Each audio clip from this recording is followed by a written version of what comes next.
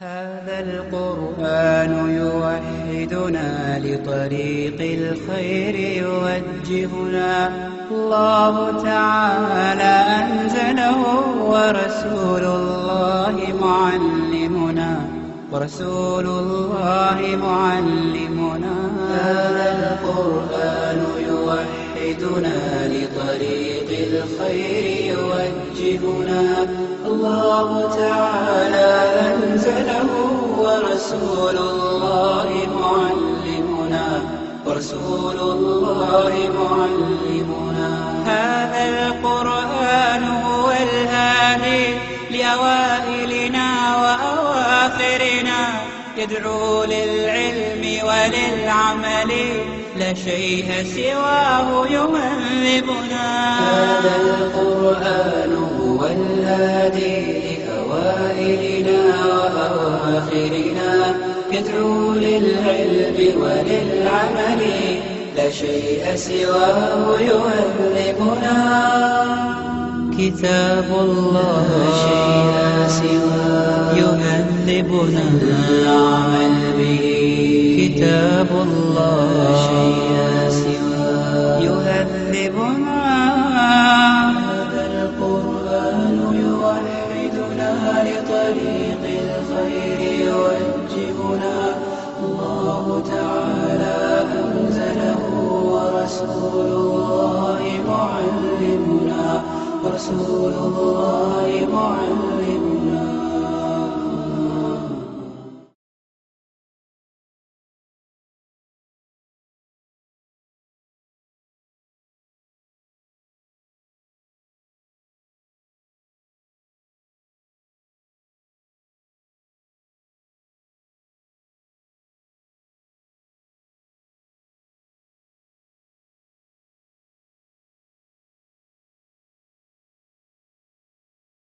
وبركاته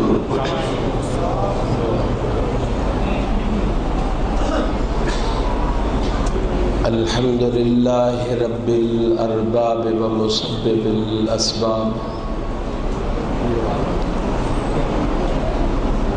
غافر الذنب وقابل التوب شديد العقاب له القوة جبيا وهو شديد العذاب أشهد أن لا إله إلا الله المحروم من أساه والخاسر من سلك غير طريقه الذليل من خضع لغيره وأشهد أن محمدًا عبد الله ورسوله وصفيه من خلقه وحبيبه اللهم صل عليه وعلى آله وصحبه وسلم تسليما كبيرا وكثيرا وطويلا أما بعد فأعوذ بالله السميع العليم من الشيطان الرجيم قل إن كنتم تحبون الله فاتبعوني يحببكم الله ويغفر لكم ذنوبكم واللہ غفور رحیم صدق اللہ مولانا العظیم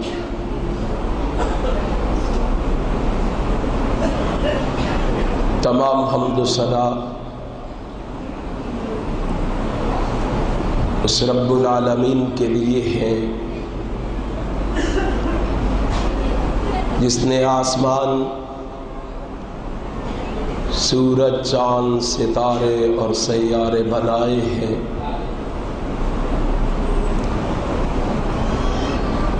جو آسمان سے بارش اتارتا ہے پھر اس پانی سے مردہ زمین کو زندہ کرتا ہے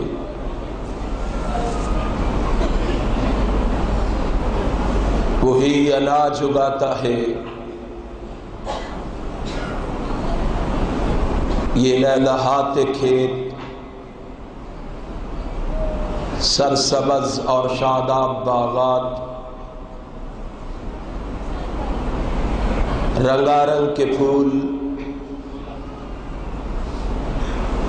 اسمار و فواکے، پہاڑ، دریا، سمندر، ندی نالے اور آبشاریں، سب اسی کی قدرت کے شاہکار ہیں۔ وہی مدبر الامر ہے،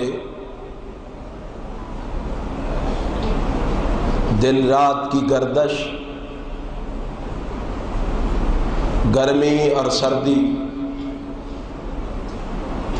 خزاں اور بہار، سب اسی کی قدرت کے آثار ہیں۔ آسمانوں اور زمین کی بادشاہی اسی کے ہاتھ میں ہے، وہی مارتا اور جلاتا ہے، ہر کوئی اسی کے قبضہ قدرت میں مجبور و مقہور ہے۔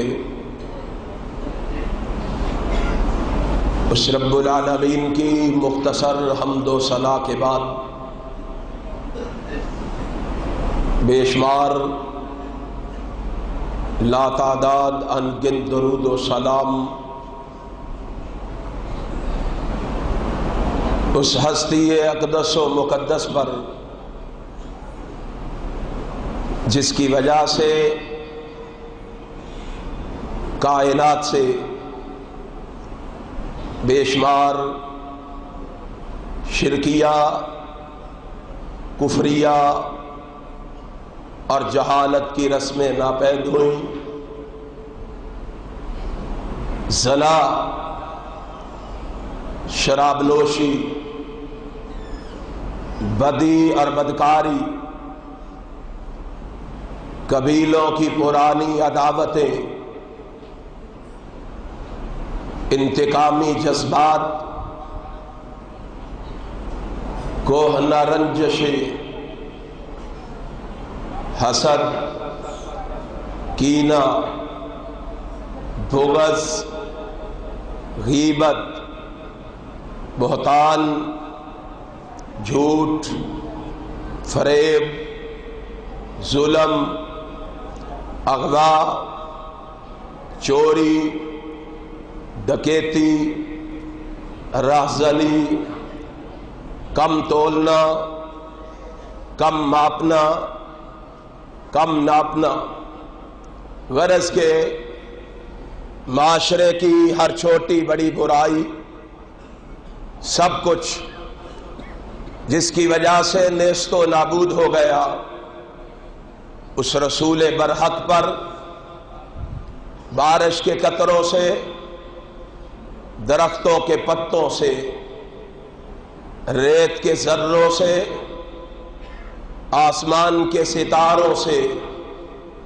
سورج کی کرنوں سے، چاند کی شعاعوں سے بڑھ کر درود و سلام کے بعد انتہائی قابل صد احترام علماء کرام اور سامعین محترم،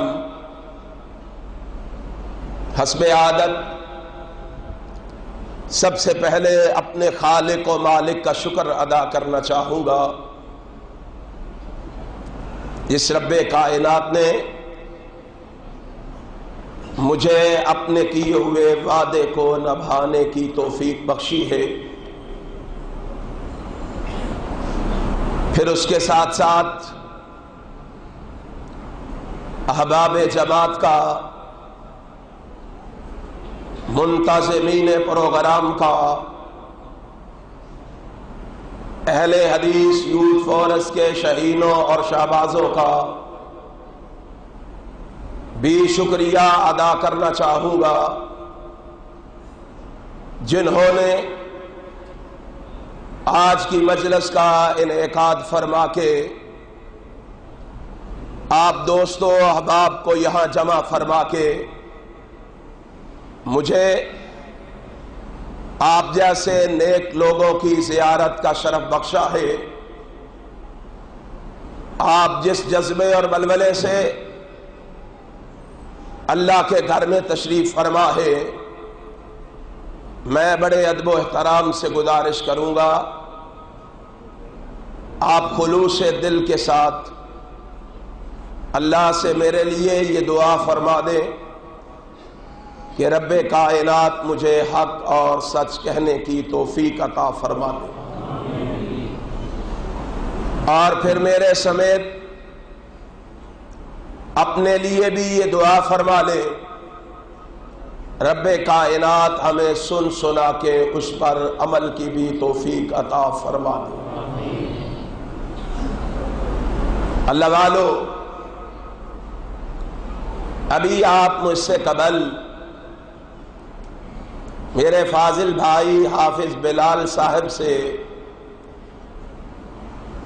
ان کی فکر انگیز گفتگو سماعت فرما رہے تھے۔ میں بھی ایک ادنا سا طالب علم ہونے کی حیثیت سے کوشش کروں گا کہ چند ایسی باتیں کہہ جاؤں جو میرے لیے آپ کے لیے نجات کا ذریعہ اور سبب بن جائیں۔ رمضان المبارک کا وہ مقدس اور مطہر مہینہ جو اپنے دامن میں بے شمار رحمتیں، برکتیں، فضیلتیں، عظمتیں سمیٹ کے آیا تھا، اس نے بڑی تیزی کے ساتھ واپسی کا سفر اختیار کر لیا ہے۔ رمضان المبارک کے مقدس مہینے میں ہم سب نے مل کر یہ کوشش کی کہ ہم اپنے پروردگار کو راضی کر لیں،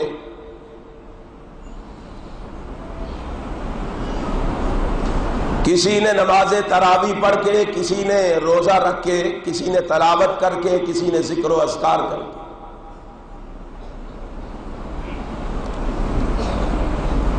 آج کی مجلس میں یہ جائزہ لیں گے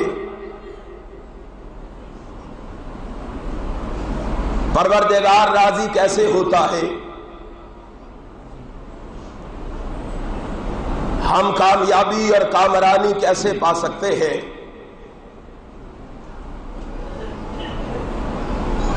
قرآن مجید کی جو آیت کریمہ میں نے آپ کے سامنے پڑھی ہے، اس میں رب کائنات،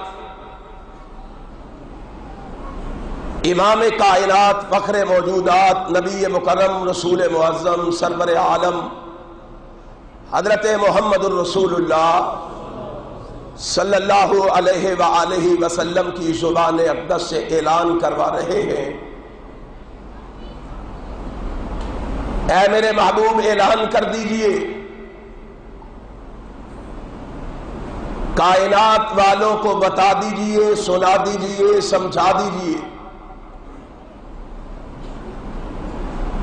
کائنات میں بسنے والوں، کائنات میں رہنے والوں، اگر تم اللہ کی رضا چاہتے ہو، اللہ کی خوشنودی چاہتے ہو، اس کی نزدیکی چاہتے ہو، اس کے مقرب بندے بننا چاہتے ہو، اس کے لاڈلے اور پیارے بندے بننا چاہتے ہو، اس کے برگزیدہ بندے بننا چاہتے ہو، اس کے ولی بندے بننا چاہتے ہو، اگر تم دنیا میں وقار چاہتے ہو، عزت چاہتے ہو، شان چاہتے ہو، عظمت چاہتے ہو، رفعت چاہتے ہو، معرفت چاہتے ہو، بلندی چاہتے ہو،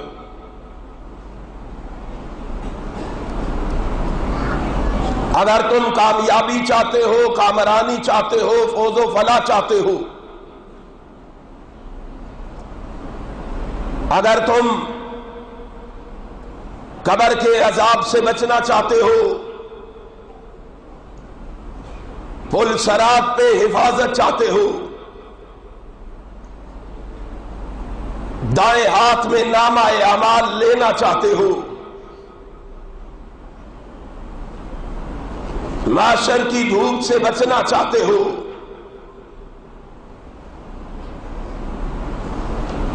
عرش عظیم کا سایہ چاہتے ہو، رحمت کائنات حضرت محمد الرسول اللہ صلی اللہ علیہ وآلہ وسلم کے ہاتھ سے حوض کوثر کا میٹھا جام پینا چاہتے ہو، حشر کی کامیابی چاہتے ہو، دوزخ سے بچنا چاہتے ہو، جنت کا حصول چاہتے ہو، بہشت کا دخول چاہتے ہو، تو اس کا ایک ہی طریقہ، ایک ہی سبب اور ذریعہ ہے، وہ یہ ہے کہ تم سارے کے سارے مل کر میرے آخری پیغمبر جناب محمد الرسول اللہ صلی اللہ علیہ وسلم کی اتباع اختیار کر لو، تابعداری اختیار کر لو، فرما برداری اختیار کر لو۔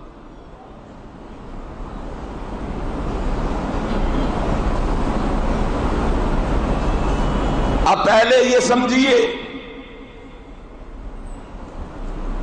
کہ اتباع کیا ہے، اتباع کا معنی کیا ہے، مفہوم کیا ہے۔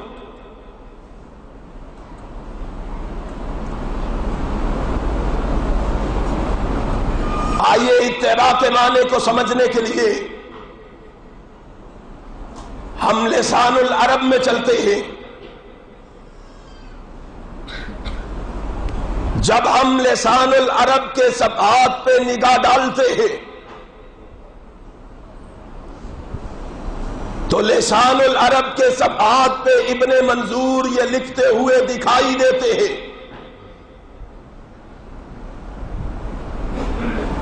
کہ قال الفراء، فرا نے کہا۔ کون ہے فرا؟ لغت اور نحو کے بہت بڑے امام ہیں۔ امام فرا نے کہا الاتباع، اتباع یہ ہے، اتباع کا معنی یہ ہے ان یسیر الرجل وانت تسیر وراءہ، ایک شخص آگے آگے چلے، آپ اس کے پیچھے پیچھے اس کے قدموں پہ قدم رکھے۔ اذا قلت اتبعتہ فکأنک کفوتہ، جب آپ کہیں کہ میں نے اس کی اتباع کی ہے تو اس کا معنی یہ ہے کہ آپ اس کے نقش قدم پہ چلے۔ معلوم ہوا اتباع کا معنی ہے نقش قدم پہ چلنا۔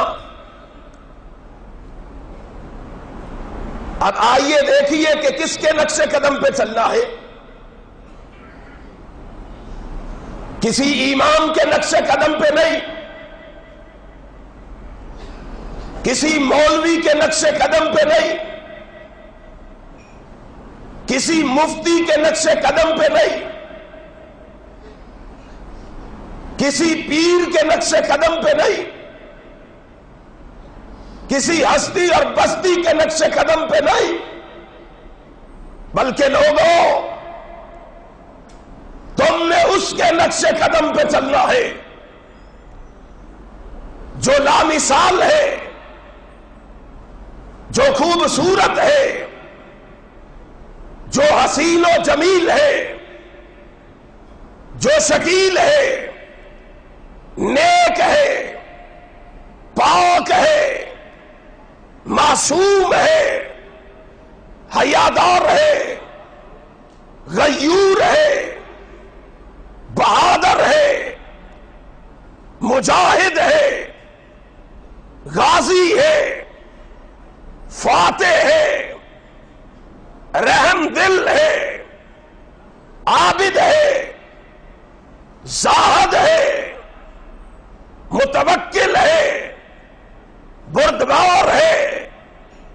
لوگوں اس کے نقش قدم پہ چلنا ہے جو حاکم ہے، منصف ہے، عادل ہے، راست باز ہے، وفادار ہے، جو قوی ہے، دانا ہے، روب والا ہے، بے باک ہے، نہ ڈر ہے، جو ملنسار ہے، خوش اخلاق ہے. لوگوں اس کے نقش قدم پہ چلنا ہے جو اشرف الانبیاء ہے، شاف روز جزا ہے، منبع رشد و ہدا ہے، پیغمبر رب ارض و سما ہے، محبوب کبریا ہے، حبیب خدا ہے، رسول خدا ہے. لوگ اس کے نقش قدم پہ چلنا ہے جو احمد مجتبی ہے، محمد مصطفیٰ ہے صلی اللہ علیہ وآلہ وسلم. اب نقش قدم پہ چلنا کیسے ہے؟ جب جی چاہا چل لیا، جب جی چاہا چھوڑ دیا. آئیے نقش قدم پہ چلنا سیکھنا ہے تو امام کائنات حضرت محمد الرسول اللہ صلی اللہ علیہ وسلم کے صحابہ کی زندگیوں کا مطالعہ کیجیے. صحابہ اکرام رضوان اللہ علیہ مجمعین کی تاریخ کو پڑھیے، وہ کس طرح رسول اللہ صلی اللہ علیہ وسلم کے نقش قدم پہ چلتے تھے. اٹھائیے مسند احمد کو. مسند احمد میں حسن سند کے ساتھ یہ روایت موجود ہے. حضرت عبداللہ ابن عمر بیان کرتے ہیں رضی اللہ تعالی عنہما. جناب عبداللہ ابن عمر رضی اللہ تعالی عنہ مدینہ منورہ سے مکہ معظمہ کے سفر کے لیے نکل رہے. ساتھی ساتھ ہیں، ساتھیوں کو لے کے مدینہ سے نکلے. چلتے چلتے ایک مقام پر پہنچے، ساتھیوں کو رکنے کا حکم دیا، خود سواری سے نیچے اترے. تھوڑی دور جا کے تھوڑی دیر کے لیے بیٹھتے ہیں، پھر واپس تشریف لے آتے. واپس آ کے سواری پہ سوار ہوتے، قافلے کو چلنے کا حکم دیتے. ان کے قافلے میں عبداللہ ابن عباس رضی اللہ تعالی عنہما کے شاگرد رشید امام مجاہد بھی موجود ہیں. امام مجاہد بہت بڑے تابعی ہیں. امام مجاہد عبداللہ ابن عمر کی سواری کے آگے کھڑے ہوتے، سواری کو روکتے ہوئے کہتے فَسُئِلَ لِمَ فَعَلْتَ. عبداللہ ابن عمر ہمیں جواب دو، آپ نے یہاں سواری کو کیوں روکا؟ آپ سواری سے نیچے کیوں اترے؟ وہاں جا کے کیوں بیٹھے؟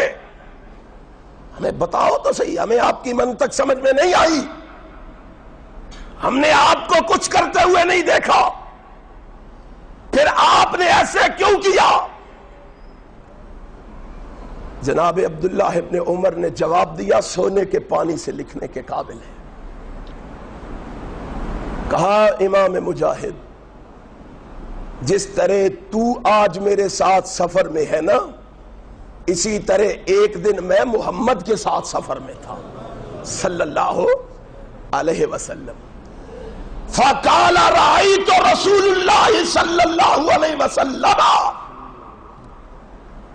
میں رسول اللہ کے ساتھ تھا، میں نے اپنی آنکھوں سے دیکھا امام کائنات مدینے سے نکل کر اسی مقام پہ پہنچ کے اپنی سواری روکتے ہیں، اسی طرح سواری سے نیچے اترتے ہیں، اتنا ہی دور جا کے رحمت کائنات تھوڑی دیر کے لیے بیٹھتے ہیں، پھر واپس تشریف لاتے ہیں، اپنی سواری پہ سوار ہوتے ہیں اور قافلے کو چلنے کا حکم دیتے ہیں. تو مجھے پوچھ رہا ہے کہ میں نے ایسے کیوں کیا ہے؟ کان کھول کے سن لے، میں نے یہ سب کچھ اس لیے کیا ہے کہ میں نے اپنے آقا و مولا جناب محمد کو کرتے دیکھا ہے صلی اللہ علیہ وسلم. بس نبی کو جو کرتے دیکھا صحابہ نے وہ کرنا شروع کر دیا. چونکہ چنانچہ اگرچہ مگرچہ سے کام نہیں لیا، انہوں نے دیکھا ہمارے آقا نے یہ کیا ہے، ہم پر کرنا فرض ہو گیا ہے. امام کائنات حضرت محمد الرسول اللہ صلی اللہ علیہ وآلہ وسلم کے نقش قدم پہ چلنا رسول اللہ کے صحابہ سے سیکھو، اور یاد رکھو جو نبی کے نقش قدم پہ نہیں چلتا، نبی کو دیکھ کر، رحمت کائنات کو دیکھ کر پیغمبر کے نقش قدم پہ نہیں چلتا، وہ کتنی بڑی شخصیت کا مالک کیوں نہ ہو، وہ تابع دار نہیں بلکہ نافرمان ہوتا ہے. نہیں سمجھ آئی تو اٹھاؤ صحیح مسلم کو. صحیح مسلم کے اندر حضرت محمد الرسول اللہ صلی اللہ علیہ وآلہ وسلم کا ارشاد گرامی، امام کائنات علیہ السلام مدینہ منورہ سے رمضان المبارک کے مہینے میں فتح مکہ کے لیے امام کائنات اپنے ساتھیوں سمیت مدینہ منورہ سے نکل رہے. رحمت کائنات علیہ السلام نے روزہ رکھا ہوا ہے، صحابہ اکرام بھی روزے سے ہیں. اللہ کے پیغمبر صلی اللہ علیہ وسلم سفر کرتے کرتے قرى الغمیم کے مقام پہ پہنچے. نبی کائنات اپنی سواری پہ تشریف فرما. رحمت کائنات نے فرمایا پانی کا پیالہ لاؤ. پانی کا پیالہ لایا گیا. امام کائنات نے پانی کا پیالہ ہاتھ میں تھاما، یوں بلند کیا تاکہ صحابہ کا جم گبیر دیکھ لے رحمت کائنات کے ہاتھ میں پانی کا پیالہ. جب صحابہ نے پانی کا پیالہ دیکھ لیا، رسول اللہ نے منہ کو لگایا، روزہ افطار کر ڈالا. صحابہ اکرام رضوان اللہ علیہ مجمعین کو ابھی حکم نہیں دیا کہ جاؤ تم بھی جا کے روزہ افطار کر دو، نہیں کہا اللہ کے پیغمبر نے. صحابہ کی آنکھوں نے دیکھا ہمارے آقا و مولا نے، ہمارے رہبر و رہنما نے، ہمارے پیشوا اور مقتدا نے، جناب محمد نے روزہ افطار کر دیا ہے. صحابہ نے بھی روزہ افطار کر ڈالا. کچھ لوگ ایسے تھے جنہوں نے روزہ افطار نہیں کیا نبی کو دیکھ کر، اور نبی کی حدیث کو دیکھ کر دس سے مس نہ ہونے والوں، نبی کائنات کا فرمان اپنی آنکھوں سے پڑھ کے، اپنے کانوں سے سن کے، دس سے مس نہ ہونے والوں سن لو، رحمت کائنات کا فرمان سن لو. امام کائنات حضرت محمد الرسول اللہ صلی اللہ علیہ وسلم کے صحابہ نے دیکھا یہ چند لوگ ہیں جنہوں نے روزہ افطار نہیں کیا. نبی کو دیکھ کر بھی رحمت کائنات کے پاس آئے، آ کے کہتے ہیں ان بعض الناس قد صابا. اللہ کے پیغمبر بعض لوگوں نے روزہ رکھا ہوا، انہوں نے افطار نہیں کیا. نبی پاک نے کیا فرمایا؟ چلو اچھا ہی کام کیا ہے نا، روزہ ہی رکھا ہوا ہے نا، کوئی بات نہیں. کون سا گناہ کا کام کیا ہے؟ اچھا کام ہے روزہ رکھ. نہیں، اللہ کے پیغمبر نے یہ نہیں فرمایا، رسول ہاشمی نے یہ نہیں فرمایا. نبی پاک نے کیا فرمایا؟ فرمایا مجھے دیکھ کے انہوں نے روزہ افطار نہیں کیا، آقا نہیں کیا. نبی نے فرمایا اولئک الاسات، اولئک الاسات، اولئک الاسات. اور جنہوں نے میں محمد کو دیکھ کے روزہ افطار نہیں کیا وہ میرے تابعدار نہیں بلکہ میرے نافرمان ٹھہرے ہیں. اللہ کے پیغمبر حضرت محمد الرسول اللہ صلی اللہ علیہ وسلم کے نقش قدم پہ نہیں چلے، اپنی مرضی کی، اپنی سوچ، اپنی خواہش، اپنی تمنا، اپنی آرزو کے پیچھے چلے اور پھر سمجھے کہ میں مومن ہوں، میں مسلمان ہوں، میں تو کامیاب ہوں، میں تو کامران ہوں. اپنی خواہش کے پیچھے چلنے والا بھی یہ سمجھ رہا ہے رسول اللہ کو کوئی اہمیت نہ دینے والا، رحمت کائنات کی حدیث کو اہمیت نہ دینے والا یہ سمجھ رہا ہے کہ میں بڑا کامیاب اور کامران ہوں. نبی پاک نے فرمایا وہ میرا فرما بردار نہیں بلکہ نافرمان ہے. کیا بات سمجھ آئی ہے اس سے؟ یہ لوگ جو کہتے ہیں نا حرج کیا ہے، وہ کان کھول کے سن لے. اللہ کی قسم تمہیں غلطی لگ گئی ہے، تمہیں بھول ہو گئی ہے. تم سمجھ بیٹھے ہو کہ ثواب کا دار و مدار عبادت پر ہے. اس لیے ہی تو کہتے ہو جناب نوافل ہی تو پڑھے ہیں شب بارات کی رات، ٹھیک قرآن کی تلاوت ہی تو کی ہے، ہم نے کون سا برا کام کیا ہے؟ ذکر و اذکار ہی تو کرتے ہیں. وجہ کیا ہے یہ الفاظ کہنے کی کہ ہم سمجھتے ہیں ثواب کا دار و مدار عبادت پر ہے. اور لوگوں مسلک اہل حدیث کی صدا سن لو، اہل حدیث کا پیغام لکھ لو، اہل حدیث کی دعوت لکھ لو، اہل حدیث کی صدا لکھ لو. ثواب کا دار و مدار عبادت پر نہیں محمد کے حکم پر ہے صلی اللہ علیہ وسلم. تمہیں کس نے بتا دیا ہے کہ ثواب کا دار و مدار عبادت پر ہے؟ ثواب کا دار و مدار رسول اللہ کے حکم پر ہے. جس پر رسول اللہ کا حکم موجود نہ ہو وہ کام کتنا ہی خوبصورت کیوں نہ ہو رب کی بارگاہ میں مقبول و منظور نہیں ہے. یقین نہیں آتا؟ آؤ میں تمہیں بتلاتا ہوں. ثواب کا دار و مدار عبادت پر نہیں، یہ رحمت کائنات حضرت محمد الرسول اللہ صلی اللہ علیہ وسلم فرما رہے ہیں. رحمت کائنات کا ارشاد گرامی ہے نا، اللہ کا پیغام پڑھ کے امتیوں کو سنا رہے ان اللہ لا يحب من کان مختالا فخورا. متکبر شخص کو اللہ پسند نہیں کرتا، تکبر رب کو پسند نہیں. کیوں بھائی؟ جتنے متکبر لوگ ہیں ان کو بتا دو الیس فی جہنم مثوی للمتکبرین، متکبروں کا ٹھکانہ جہنم ہے. اللہ اکبر. تکبر گناہ ہے، کبیرہ گناہ ہے. لیکن امام کائنات نے فرمایا حج اور عمرہ کے لیے جانے والا شخص، حج اور عمرہ کے لیے جانے والا شخص بیت اللہ میں جو پہلا عمرہ ادا کرتا ہے اس کے پہلے 3 چکروں میں کیا کرتا ہے؟ رمد اکڑ کے چلتا ہے، کندھوں کو ہلا ہلا کے چلتا ہے، تکبرانہ چال چلتا ہے.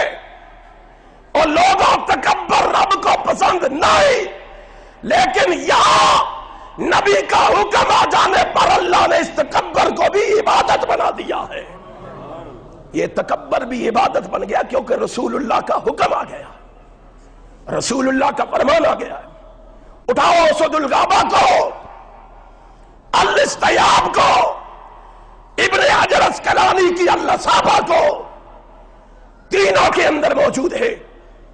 میدان احد ہے، امام کائنات حضرت محمد الرسول اللہ صلی اللہ علیہ وآلہ وسلم ابو دجانہ کو اپنی تلوار دے رہے، وہ اپنے ماتھے پر سرخ پٹی باندھ کے تلوار ہاتھ میں لے کے بڑا اکڑتا ہوا، بڑا جناب سینہ تان کے میدان احد میں داخل ہو رہا، جا رہا۔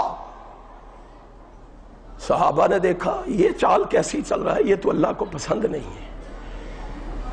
ابو دجانہ یہ کیا کر رہے ہو؟ تمہیں پتہ نہیں یہ چال رب کو پسند نہیں؟ کہا پتہ ہے۔ کہا پھر کیوں چل رہے ہو؟ کہا یہ چال میں اس لیے چل رہا ہوں کہ مجھے اس طرح چلنے کا حکم محمد نے دیا ہے صلی اللہ علیہ وسلم۔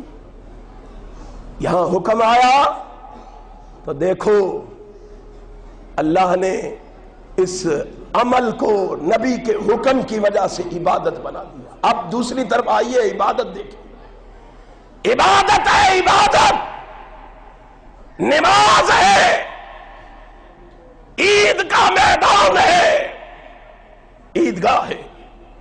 ایک شخص آیا، اس نے نماز عید سے قبل 2 نفلوں کی نیت کر کے نفل نیت لی۔ کیا کرنے لگا ہے؟ نماز ہی پڑھنے لگا ہے نا، اچھا کام ہی کرنے لگا ہے نا۔ سنو، ہمیں کہتے ہو حرج کیا ہے؟ امیر المومنین علی رضی اللہ تعالیٰ عنہ تشریف لائے، اس کو نماز پڑھتے ہوئے دیکھا، کہا یہ کیا کر رہا ہے؟ امیر صاحب نوافل پڑھ رہا ہے، اور کیا کر رہا ہے؟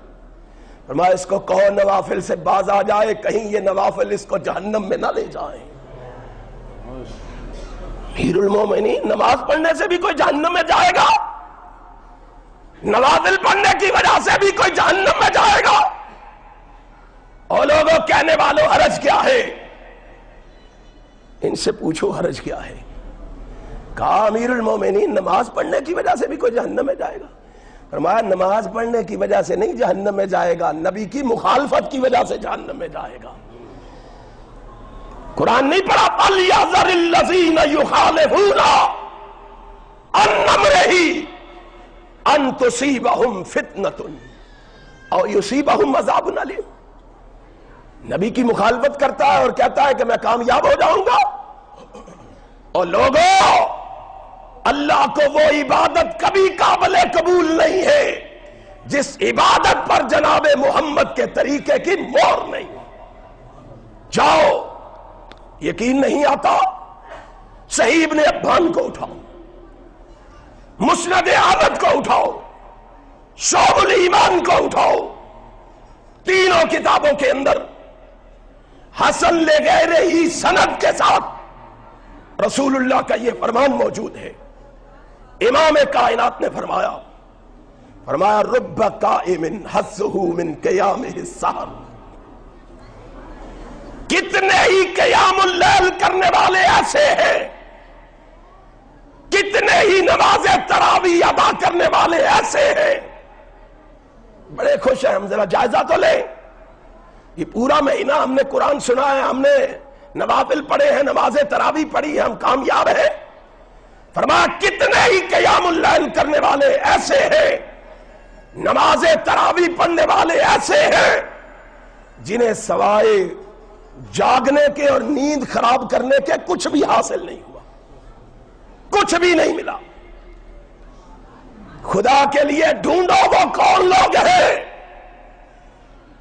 جن کو سوائے جاگنے کے اور نیند خراب کرنے کے کچھ حاصل نہیں ہوا۔ ڈھونڈو، گریبان میں منہ ڈالو، سوچو، غور و فکر کرو کون ہے وہ لوگ۔ اور یہ تو یہ رہی صحیح الجامع الصغیر میں روایت ہے، امام کائنات حضرت محمد الرسول اللہ صلی اللہ علیہ وسلم نے فرمایا، آپ نے فرمایا ان اول ما یرفع من ھذا الدین الامانۃ۔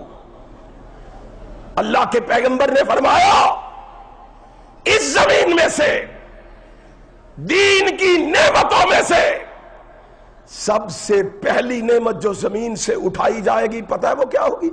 وہ امانت ہوگی. امانت کو سب سے پہلے اس زمین سے اٹھا لیا جائے گا. مارو نگاہ، ڈھونڈو، گلیوں میں، کوچوں میں، بازاروں میں، چوکوں میں، مکانوں میں، دکانوں میں ڈھونڈو کہاں ہے امانت داری. تلاش کرنے کے لیے نکلو.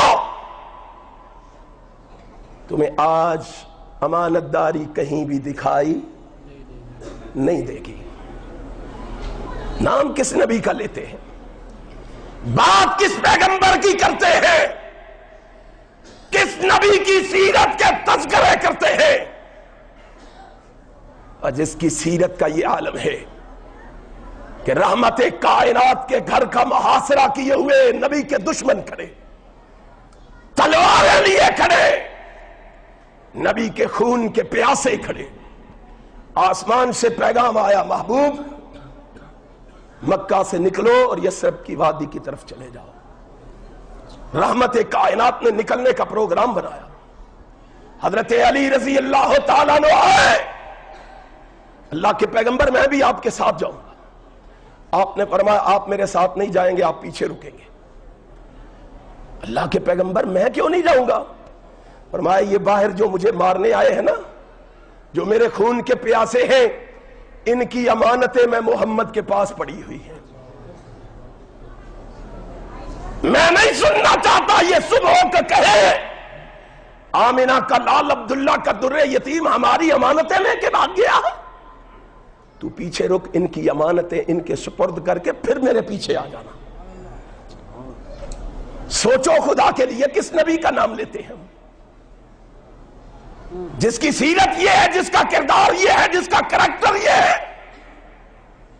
کہتے ہیں مولوی صاحب، قاری صاحب، امام صاحب، خطیب صاحب، حاجی صاحب، نمازی صاحب بڑے اچھے ہیں، بڑے اچھے ہیں، پر ایک ہی خرابی ہے، امانت دار نہیں ہے.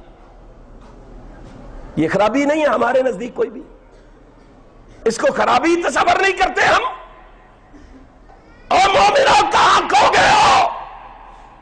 آؤ ذرا اس خرابی کو رسول اللہ کے دروازے پہ لے کے چلو اور دیکھو رسول اللہ کیا فتویٰ دیتے ہیں.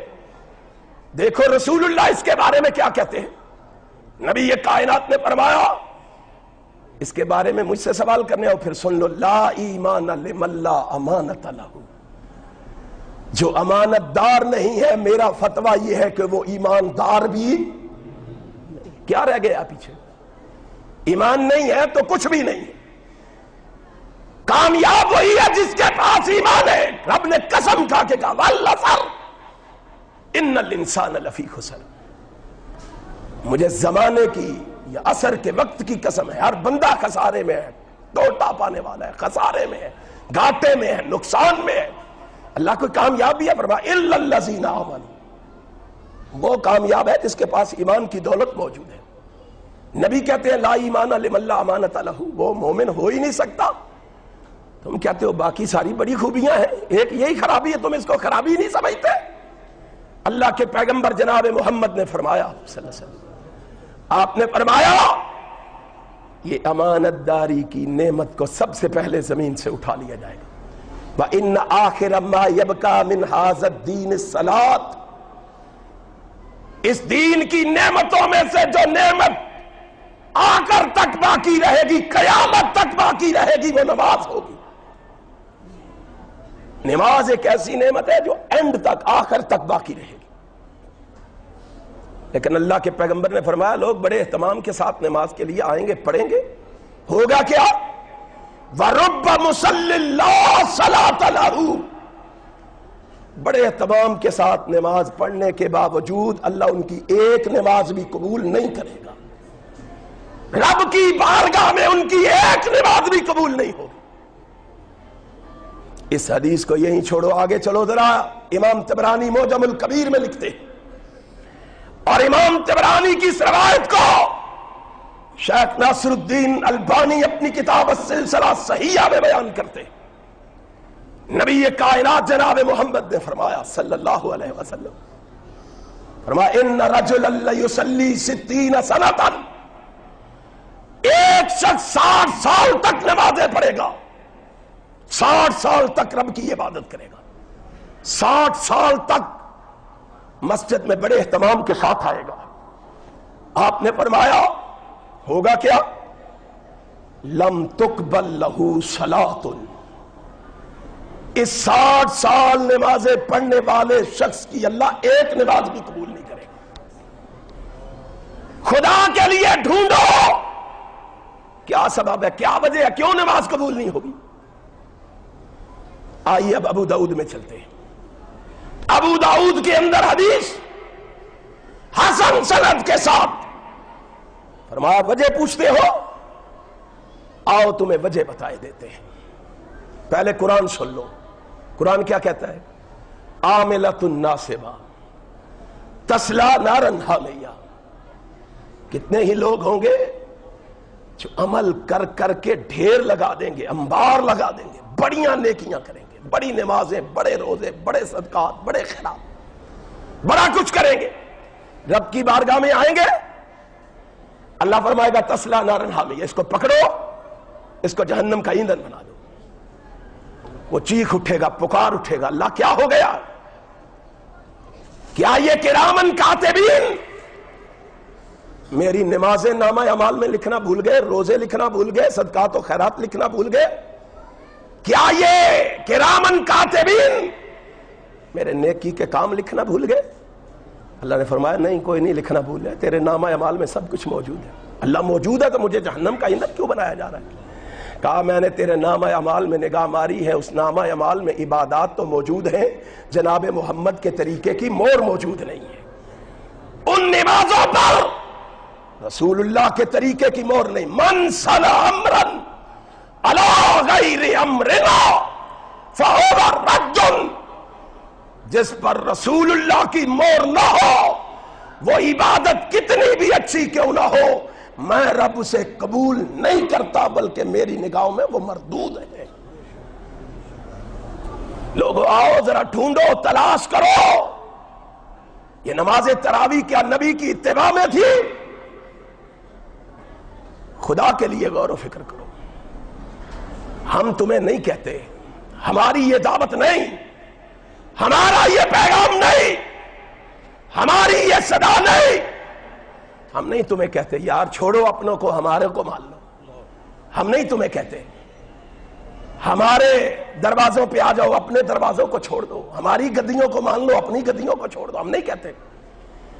ہم تمہیں یہ دعوت نہیں دیتے کہ غزنویوں کو مان لو، روپڑیوں کو مان لو، لکھویوں کو مان لو، ہمارے لکھویوں کو مان لو، امرت نصریوں کو مان لو، سیال کوٹیوں کو مان لو، لاہوریوں کو مان لو، قصوریوں کو مان لو، وزیر آبادیوں کو مان لو. ہم نہیں کہتے تمہیں یارو ہماری یہ دعوت نہیں، ہمارا یہ پیغام نہیں. ہم لوگوں سے نہیں یہ کہتے کہ ہمارے دروازوں پہ، ہمارے ان بڑوں کے دروازے پہ آ جاؤ. ہم تو تمہیں ایک ہی دعوت دیتے ہیں، خدا کی قسم اگر کامیابی چاہتے ہو تو اس کے دروازے پہ آ جاؤ جس کے دروازے سے صدیق کو صداقت ملی ہے. اس کے دروازے پہ آ جاؤ جس کے دروازے سے فاروق کو عدالت ملی ہے، عثمان کو سخاوت ملی ہے، علی کو شجاعت ملی ہے، ولیوں کو ولایت ملی ہے، ائمہ کو امامت ملی ہے. اس نبی کے دروازے پہ آ جاؤ جس کے دروازے سے 1.5 لاکھ صحابہ کو رب کی جنت ملی. ہم تو تجھے اس دروازے کی طرف بلاتے. آ کے دیکھ، یہ آیا ہے، سنن نسائی کی روایت ہے، حسن سند کے ساتھ ہے. امام کائنات جناب محمد صلی اللہ علیہ وسلم کی اتباع کا جذبہ لے کے آئے. 60 سال نافرمانیاں کی، 60 سال بغاوتیں کی ہے. آج دل میں خیال آیا یارو اس کو صادق بھی سمجھتے ہیں، امین بھی سمجھتے ہیں، یارو اس کے ساتھ محبت بھی ہے، بات کیوں نہیں مانتے اس کی؟ آیا اتباع کا فیصلہ کر کے. آ کے اس نے مسجد کی ٹوٹیوں پہ بیٹھ کے وضو کیا. کیسے وضو کیا؟ من توضع کما امرا، اپنی مرضی سے نہیں وضو کیا، مولوی صاحب کے کہنے پہ وضو نہیں کیا، امام صاحب کے کہنے پہ وضو نہیں کیا، بلکہ وضو اس طرح کیا جس طرح کرنے کا حکم جناب محمد نے دیا. صلی اللہ علیہ وسلم وضو کر کے آیا مسجد میں، کیا کیا؟ وصلی کما امرا، نماز اس طرح پڑھی جس طرح نبی نے پڑھنے کا حکم دیا، نبی کے حکم کے مطابق نماز پڑھی۔ جو نبی کے حکم کے مطابق نماز نہیں پڑھتا، اللہ کی قسم اس کی نماز نہیں ہوتی۔ یقین نہیں آتا؟ صحیح بخاری کو کھولو، صحیح بخاری میں ہے، رحمت کائنات نے فرمایا، حضرت حذیفہ رضی اللہ تعالیٰ عنہ کہتے ہیں میں مسجد نبوی میں بیٹھا ہوا، ایک شخص آیا، اس نے آ کے مسجد نبوی میں نماز پڑھنا شروع کی۔ حضرت حذیفہ کی نگاہ پڑی اس کو نماز پڑھتے ہوئے دیکھ کر، ہمارے جیسا ہوتا، کہتا پڑھنے دو، آپ کو کیا لگے، نماز ہی پڑھ رہا ہے نا، اللہ نے قبول کرنی، چھوڑو آپ اس کو۔ حذیفہ کی نگاہ پڑی، نماز سے فارغ ہوا، اسے بلا لیا، بلا کے فرمانے لگے ما صلیت، بھائی تو نے نماز نہیں پڑھی؟ کہتا جناب ابھی آپ کے سامنے تو پڑھی ہے میں نے نماز۔ کہا ما صلیت، تو نے نماز نہیں پڑھی؟ کہا بھی پڑھی ہے، وقت پہ پڑھی ہے۔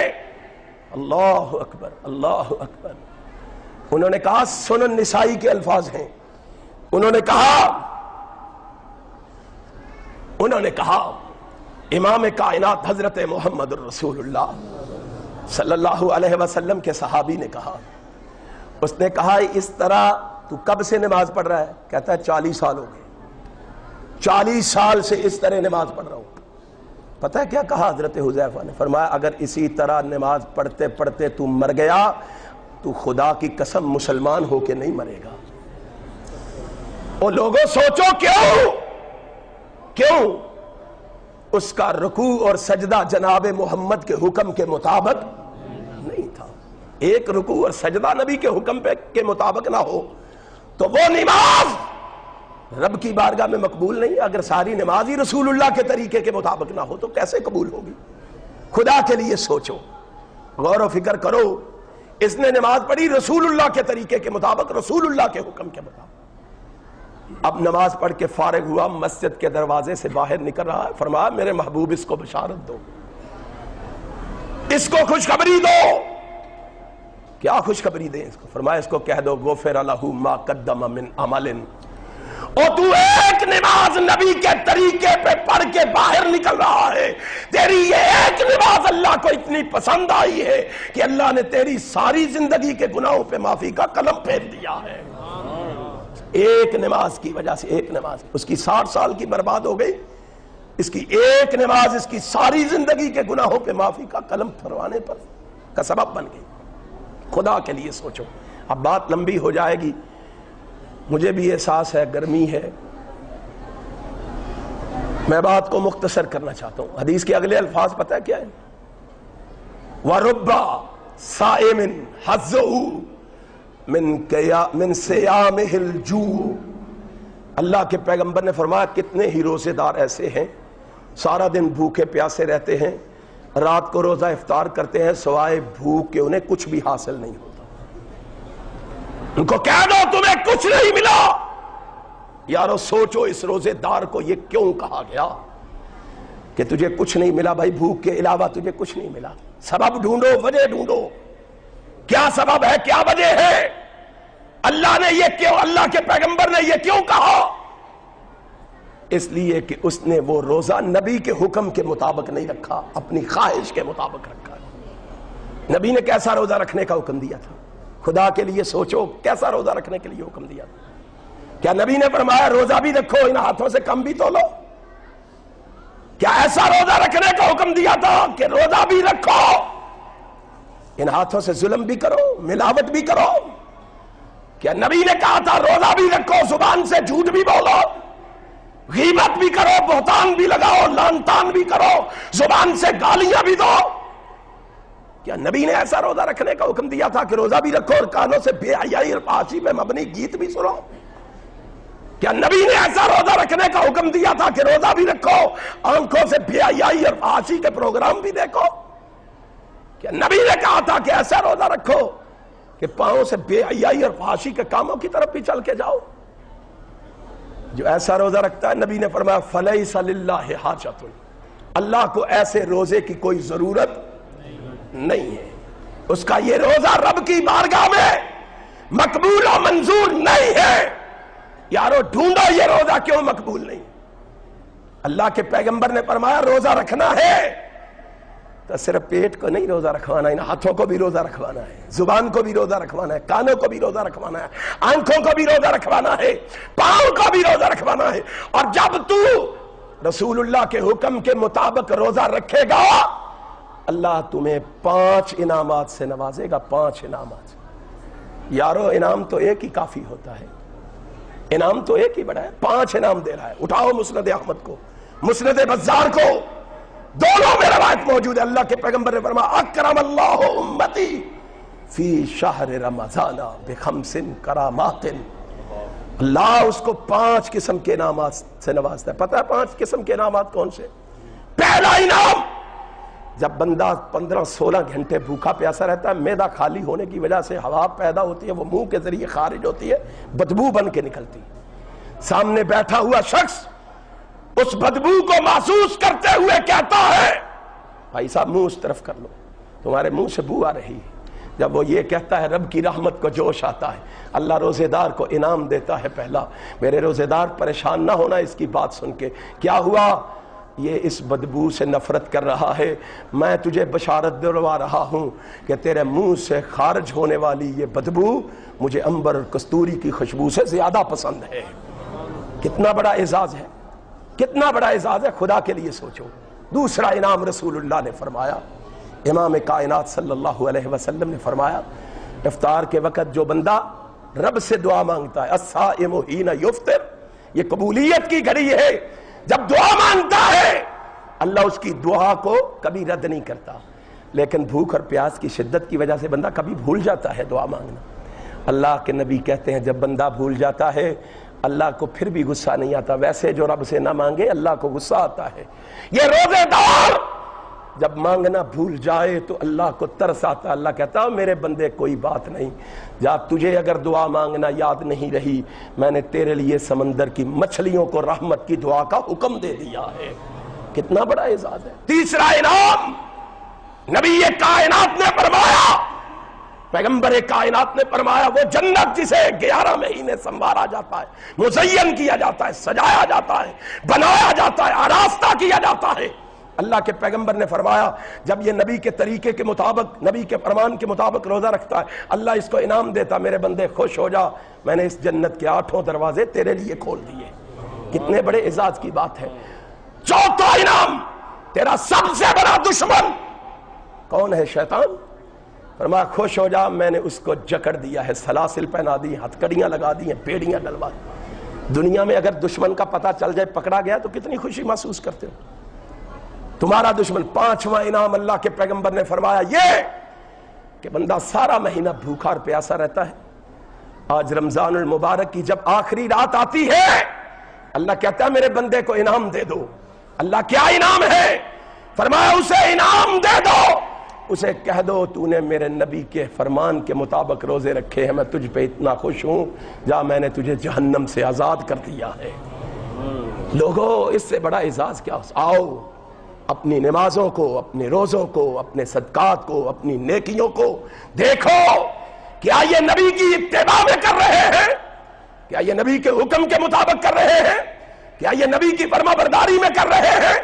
اگر نبی کی فرما برداری میں کر رہے ہیں تو کامیاب ہیں، اگر نبی کی فرما برداری میں نہیں کر رہے تو یہ عبادتیں ہماری کامیابی کا ذریعہ نہیں۔ اللہ نے اس آیت کریمہ میں 2 انعام بیان کیے ہیں، فرمایا ان کو کہہ دو جو میرے نبی کی اتباع کرتا ہے اس کو بشارت دے دو، خوشخبری دے دو۔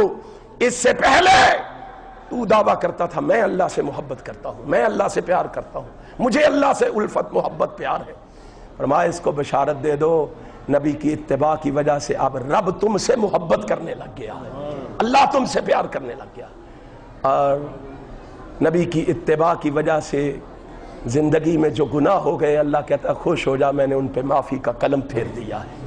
کتنے بڑے اعزاز کی بات ہے میرے بھائی۔ آؤ میں اور آپ سوچیں، غور و فکر کریں، یہ رمضان کیسے گزارا ہے ہم؟